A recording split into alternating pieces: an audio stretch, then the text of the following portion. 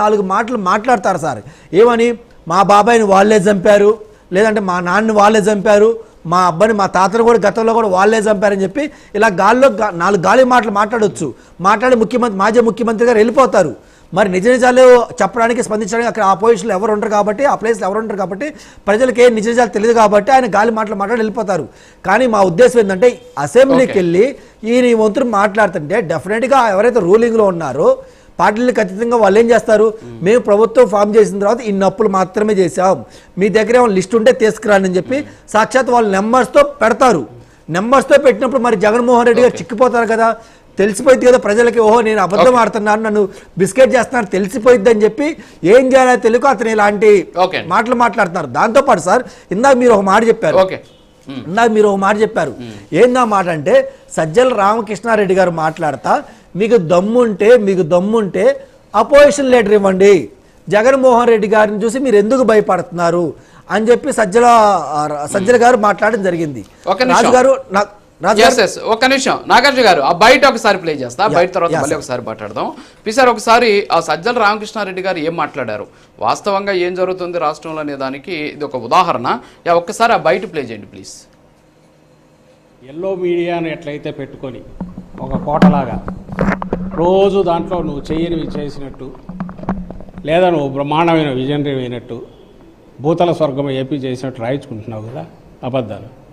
ఆ ప్రచారంలాగే అసెంబ్లీలో కూడా నీ మందబలం ఉపయోగించి చూడు నన్ను క్వశ్చనే చేయలేకపోయారు, అందువల్ల నేను బ్రహ్మాండంగా ఉన్నట్టు లెక్క అని చెప్పి నీ అంతటి నువ్వు సూత్రీకరణ చేద్దామని నువ్వు అనుకుంటాడు.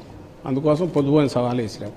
సో నీకు తమ్ముడు ధైర్యం ఉంటే అక్కడన్నా ఇవ్వు, ప్రతిపక్ష హోదా ఇచ్చివు, జగన్మోహన్ రెడ్డి గారు వస్తారు, బ్రహ్మాండంగా నేను నిలదీస్తారు, మా 11 మంది మీ 160 మందికి దీటుగా కూడా నిలబడతారు.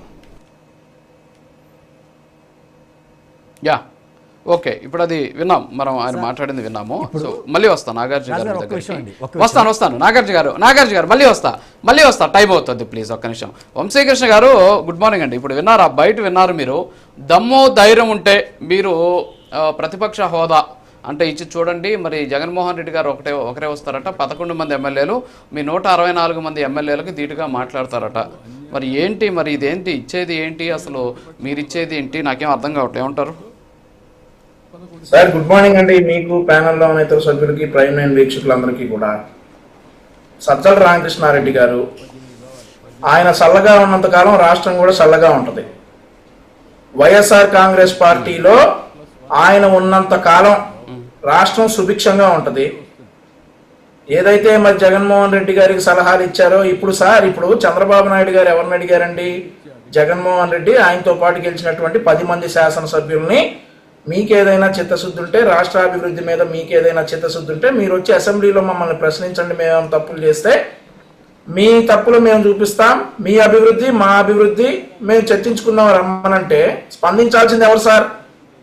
స్పందించాల్సింది ఆయనతో పాటు జగన్మోహన్ రెడ్డితో పాటు ఉన్నటువంటి 10 మంది ఎమ్మెల్యేలు.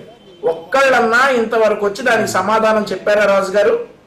ఒక్కళ్ళు కూడా రారు.